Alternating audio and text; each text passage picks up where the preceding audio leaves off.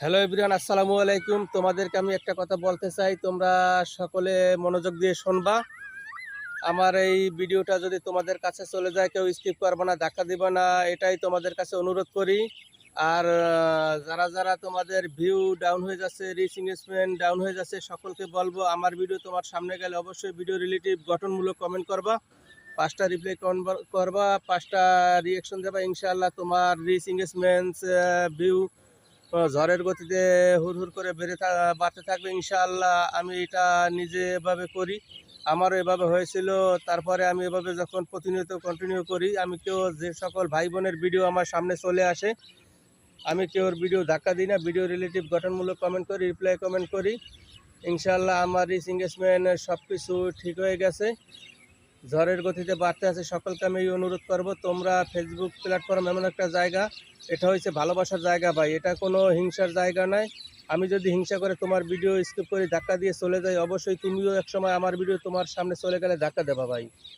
অতএব আমার ভিডিও তোমার সামনে যে চলে যায়, আমি বলবো ধাক্কা দেবা না, ভিডিও রিলেটিভ কিঞ্চিত হলেও ভালোবাসা চিহ্ন রেখে যাবা।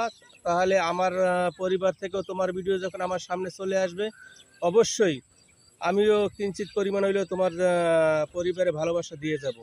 এটা আমরা যারা ফেসবুক প্ল্যাটফর্মে আছি সকলের আমাদের দায়িত্ব এবং কর্তব্য এটাই, কেউরে হিংসা নয়, ভালোবাসা দিয়ে এগিয়ে যাওয়ার চেষ্টা।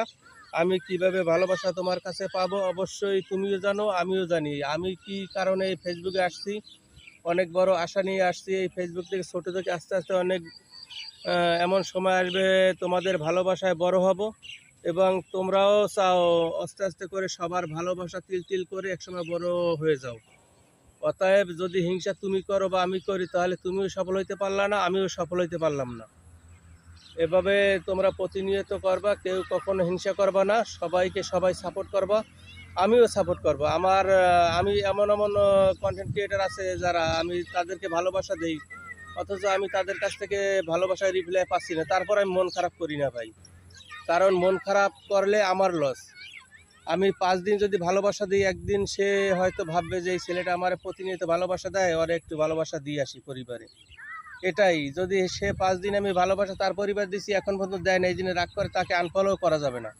আনফলো যদি করে দিই ভাই, আমি ফলো দিয়েছি ফলো ব্যাক পাবার আশায়, কারণ সে ব্যাক দেয় না, এই জন্য তার যদি আমি আনফলো করে দিতে, এটাও আমার একটা পেজের রিস্ক, একটা ঝুঁকিতে, আমার পেজটা ঝুঁকিতে থাকবে। এজন্য আমি চাই, আমি যারে বিশ্বাস করে ফলো দিয়েছি সে যদি আমাকে ফলো ব্যাক না দেয় ভাই, এজন্য আফসোস করা যাবে না, আর রাগ করে তাকে আনফলো করা যাবে।